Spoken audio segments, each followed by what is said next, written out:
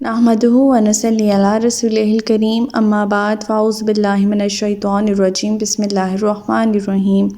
رب اشرح لی صدری ویسر لی امری واحلل عقدۃ من لسانی یفقہوا قولی۔ السلام علیکم ورحمۃ اللہ وبرکاتہ۔ صراط مستقیم میں آپ سب کو خوش آمدید۔ پچھلے سبق میں ہم نے سورہ التوبہ کا باقاعدہ آغاز کر لیا تھا، جس کی آیت نمبر 1 میں اللہ تعالیٰ فرماتے ہیں کہ جن مشرکوں نے تم سے معاہدے کر رکھے تھے، اب اللہ اور اس کا رسول ایسے معاہدوں سے دستبردار ہوتے ہیں۔ پھر اللہ تعالیٰ فرماتے ہیں کہ اے مشرکو، تم زمین میں چل پھر لو اور یہ جان لو 4 ماہ تک تم زمین میں چل پھر لو اور یہ جان لو کہ تم اللہ کو عاجز نہیں کر سکتے اور اللہ یقیناً کافروں کو رسوا کرنے والا ہے۔ پھر اللہ تعالیٰ فرماتے ہیں یہ اللہ اور اس کے رسول کی طرف سے حج اکبر کے دن تمام لوگوں کے لیے اعلان کیا جاتا ہے کہ اللہ اور اس کا رسول مشرکوں سے بری ذمہ ہے، لہٰذا اگر تم توبہ کر لو تو تمہارے حق میں بہتر ہے، اور اگر تم اعراض کرو تو خوب جان لو کہ اللہ کو تم عاجز نہیں کر سکتے، اور اے نبی ان کافروں کو دردناک عذاب کی خوشخبری دے دیجیے۔ پھر اللہ تعالیٰ فرماتے ہیں ہاں جن مشرکوں نے تم سے معاہدہ کیا ہو، پھر انہوں نے اسے پورا کرنے میں کوئی کمی نہ کی ہو، نہ ہی تمہارے خلاف کسی کی مدد کی ہو، تو ان کے ساتھ اس عہد کو معینہ مدت تک پورا کرو، کیونکہ اللہ تعالیٰ پرہیزگاروں کو پسند کرتا ہے۔ پھر جب یہ حرمت والے 4 مہینے گزر جائیں تو مشرکوں کو جہاں پاؤ قتل کرو، انہیں پکڑو، ان کا محاصرہ کرو، ان کی طاق میں ہر گھات کی جگہ بیٹھو، پھر اگر وہ توبہ کر لیں، نماز قائم کریں، زکوٰۃ ادا کرنے لگیں تو ان کی راہ چھوڑ دو، کیونکہ اللہ تعالیٰ درگزر کرنے والا اور رحم کرنے والا ہے۔ یہاں میں یہ بات ریپیٹ کرتی چلوں کہ یہاں پہ حرمت والے 4 مہینے وہ نہیں ہیں جو ہم پڑھتے آ رہے ہیں، ذی الحج، محرم، رجب، یہ نہیں ہیں، اور دور جاہلیت میں بھی انہیں حرمت والے مہینے سمجھا جاتا تھا، اور اسلام نے آج تک ان کی حرمت کو بحال رکھا ہے۔ یہاں پہ سورہ التوبہ میں جو حرمت والے 4 مہینوں کا ذکر ہے وہ 10 ذی الحجہ 9 ہجری سے لے کر 10 ربیع الثانی 10 ہجری تک 4 ماہ کی مدت ہے، جو اللہ تعالیٰ مشرکوں کو دیتے ہیں سوچ بچار کے لیے کہ وہ سوچ سمجھ لیں، ایمان لیں آئیں۔ ان کے پاس 4 ماہ کی مہلت ہے، ورنہ تو انہیں جہاں پائیں گے قتل کرنے کا حکم، انہیں پکڑنے کا، ان کا محاصرہ کرنے کا۔ تو ہمارا آج کا سبق جو ہے وہ آیت نمبر 6 سے لے کر آیت نمبر 10 تک ہے، تو آج کا سبق شروع کرتے ہیں۔ بسم اللہ الرحمن الرحیم۔ وَإِنْ أَحَدٌ مِّنَ الْمُشْرِكِينَ اسْتَجَارَكَ فَأَجِرْهُ حَتَّى يَسْمَعَ كَلَامَ اللَّهِ ثُمَّ أَبْلِغْهُ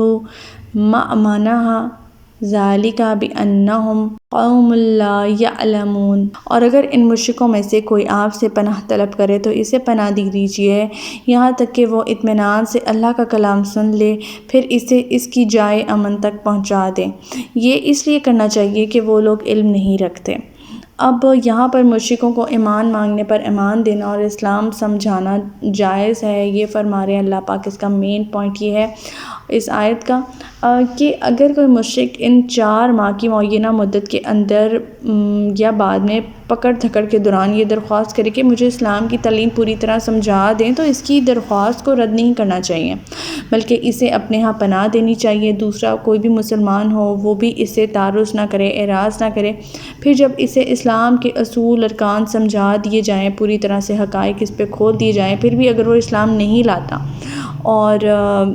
سرکشی کی روش اختیار کرتا ہے تو وہیں اسے قتل نہیں کرنا چاہیے، بلکہ اللہ تعالیٰ یہاں فرمانے کہ اسے اس کی حفاظت کے مقام پر پہنچا دو،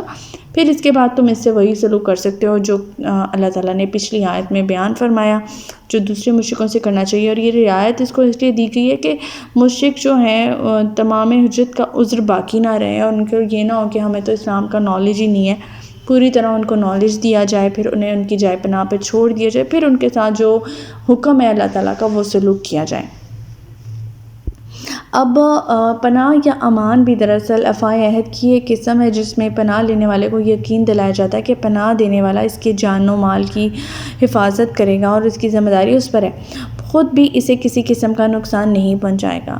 اب یہاں پر مسلمانوں کے لیے حکم ہے کہ وہ اپنے افعال عہد یا امان کی پاسداری کریں اور انہیں پہلے ان کی جائے پناہ تک پہنچا دیں، اور اس کے بعد پھر اگر یہ ایمان نہیں لاتے تو ان کے ساتھ وہی سلوک کریں جس کے حقدار ہیں اور جس کا حکم اللہ تعالیٰ دے رہے ہیں۔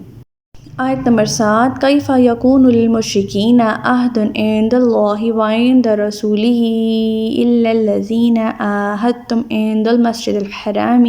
فما استقاموا لکم فاستقیموا لہم ان اللہ یحب المتقین۔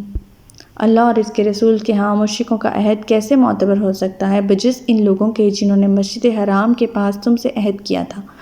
تو جب تک وہ تمہارے ساتھ سیدھے رہیں تم بھی ان کے ساتھ سیدھے رہو، اللہ تعالیٰ یقیناً پرہیزگاروں کو پسند کر۔ اب یہاں پر 3 مشرک قبائل بنو خزاعہ، بنو کناعہ اور بنو خمرہ بنو زمرہ ہیں جو صلح حدیبیہ کے وقت مسلمانوں کے حلیف بنے تھے۔ اب جب اعلان برات ہوا تو ان سے معاہدے کی میعاد میں ابھی 9 ماہ باقی تھے۔ اس سورہ کی آیت نمبر 4 کے مطابق اس مدت میں ان سے تعرض نہیں کیا جائے گا۔ نیز اس آیت کی روح سے، اس آیت نمبر 7 کی روح سے اس بات کی بھی اجازت دے دی گئی ہے کہ کوئی مشرک جب تک اپنے معاہدے پر قائم رہتا ہے اس وقت تو تمہیں بہرحال قائم رہنا چاہیے، اگر وہ اپنا عہد توڑتا ہے تو اس وقت تمہیں بھی مخالفانہ کارروائی کرنے کی اجازت ہے۔ بالفاظ سے دیگر معاہدے کی خلاف ورزی کی ابتدا تمہاری طرف سے بہر صورت نہیں ہونی چاہیے، اور اس کی مثال معاہدہ یا صلح حدیبیہ جس کی روح سے یہ طے پایا تھا کہ آئندہ مسلمان اور قریش مکہ آپس میں 10 سال تک جنگ نہیں کریں گے، اور جو قبائل مسلمانوں کے حلیف ہیں قریش ان پر بھی کوئی زیادتی نہیں کریں گے، اور جو قریش کے حلیف ہیں ان پر مسلمان کوئی زیادتی نہیں کریں گے۔ اس معاہدے کی روح سے بنو خزاعہ تو مسلمانوں کے حلیف بنے، بنو بکر قریش کے، اور بنو خزاعہ اور بنو بکر کی آپس میں لگتی تھی۔ صلح حدیبیہ کو ابھی سال کا عرصہ بھی نہ گزرا تھا کہ بنو خزاعہ اور بنو بکر کی آپس میں لڑائی ہو گئی، اور قریش نے معاہدہ حدیبیہ کی خلاف ورزی کرتے ہوئے بنو بکر کو ہتھیار بھی مہیا کیے اور کھل کھلا کر ان کا ساتھ بھی دیا، بنو خزاعہ کی خوب پٹائی کی۔ اب بنو خزاعہ کا ایک وفد عمرو بن سالم کی سرکردگی میں مدینہ گیا، آپ سے فریاد کی اور کہا کہ قریش نے تو عہد توڑ ڈالا ہے۔ آپ صلی اللہ علیہ وسلم نے فرمایا اچھا میں اب تمہاری مدد کرنے کا حق بجانب ہوں۔ قریش کی عہد شکنی دراصل مسلمانوں کے خلاف اعلان جنگ تھا، تاہم آپ صلی اللہ علیہ وسلم نے قریش کے سامنے 3 شرطیں پیش کیں کہ ان میں سے کوئی ایک قبول کر لی جائے۔ نمبر 1 بنو خزاعہ کے مقتولین کا خون بہا ادا کیا جائے، قریش بنو بکر کی حمایت سے دستبردار ہو جائے۔ تیسرا پوائنٹ یہ تھا کہ اعلان کیا جائے کہ حدیبیہ کا معاہدہ ختم ہو گیا۔ اب جب ساری شرائط قریش کے سامنے رکھی گئیں تو ان کا نوجوان طبقہ فوراً بھڑک اٹھا، اور ان میں سے ایک شخص جو تھا اس نے قریش کی طرف سے اعلان کر دیا کہ صرف تیسری شرط منظور ہے۔ تو اللہ تعالیٰ یہاں فرما رہے ہیں کہ جب تک وہ تمہارے ساتھ سیدھے رہیں تم بھی ان کے ساتھ سیدھے رہو، اللہ تعالیٰ یقیناً پرہیزگاروں کو پسند کرتا ہے، لیکن اگر وہ خلاف ورزی کریں تو پھر ان کا وہی حشر کرو جس کا حکم اللہ تعالیٰ فرما رہے ہیں۔ آیت نمبر 8 کیف وَإِن يَظْهَرُوا عَلَيْكُمْ لَا يَرْقُبُوا فِيكُمْ إِلًّا وَلَا ذِمَّةً يُرْضُونَكُمْ بِأَفْوَاهِهِمْ وَتَأْبَىٰ قُلُوبُهُمْ وَأَكْثَرُهُمْ فَاسِقُونَ۔ ان کا عہد معتبر ہو بھی کیسے سکتا ہے جبکہ اگر وہ تم پر قابو پائیں تو تمہارے معاملے میں نہ کسی رشتے کا لحاظ رکھیں نہ کسی عہد کا، وہ باتوں ہی سے تمہیں خوش کرتے ہیں جبکہ ان کے دل وہ بات تسلیم نہیں کرتے اور ان میں سے اکثر بد عہد ہیں۔ اللہ تعالیٰ یہ فرما رہے ہیں کیونکہ اب ان کا مسلمانوں پر کوئی قابو نہیں رہا اور مسلمان ایک مقابلے کی طاقت بن چکے ہیں،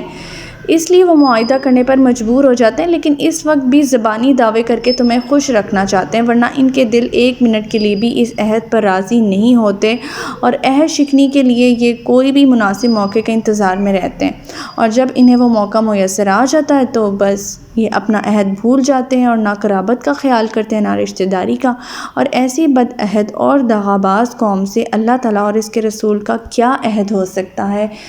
ایسے لوگوں سے اللہ اور اس کا رسول بری الذمہ ہے۔ آیت نمبر 9 اشتروا بآیات اللہ ثمنا قلیلا فصدوا عن سبیلہ انہم ساء ما کانوا یعملون۔ انہوں نے اللہ کی آیات کو تھوڑی سی قیمت پر بیچ دیا، پھر لوگوں کو اللہ کی راہ سے روک دیا، بہت برے ہیں وہ کام جو وہ کر رہے ہیں۔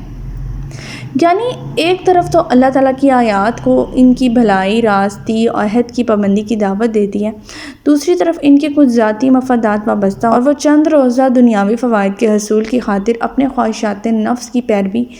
کو ترجیح دیتے ہیں اور سب اخلاقی اقدار اللہ کے احکام کو اپنے مفادات کی بھینٹ چڑھا دیتے ہیں۔ پھر وہ اسی پر بس نہیں کرتے بلکہ دوسروں کو بھی مسلمانوں سے بدعہدی پر اکساتے چلے جاتے ہیں اور اسی راہ پر چلنے کی دعوت دیتے ہیں جس پر وہ خود چل رہے ہوتے ہیں۔ یہاں پر کافروں کی ان کوششوں کی بات کی طرف توجہ دلائی جا رہی ہے جو ہر ممکن کوشش کرتے تھے کہ اسلام کے راستے میں کسی طرح کوئی رکاوٹ آ جائے، دوسرے لوگوں کو اسلام سے دور کر دیں۔ آیت نمبر 10 لا يرقبون فی مؤمن الا ولا ذمۃ وَأُولَئِكَ هُمُ الْمُعْتَدُونَ۔ وہ کسی مومن کے معاملے میں نہ کسی قرابت کا لحاظ رکھتے ہیں نہ عہد کا، یہی لوگ شرارتوں میں حد سے بڑھے ہوئے ہیں۔ تو ہمارا آج کا سبق یہیں تک تھا۔ اللہ تعالیٰ سے دعا ہے کہ اللہ تعالیٰ قرآن پاک کے احکامات پر عمل پیرا ہونے کی توفیق عطا فرمائے۔ اللہ پاک ہمیں ہدایت دے کہ جس کے بعد گمراہی نہ ہو۔ ربنا لا تزغ قلوبنا بعد إذ هديتنا وهب لنا من لدنك رحمة إنك أنت الوهاب۔ سبحانك اللهم وبحمدك نشهد أن لا إله إلا أنت أستغفرك وأتوب إليك۔ السلام علیکم ورحمۃ اللہ وبرکاتہ۔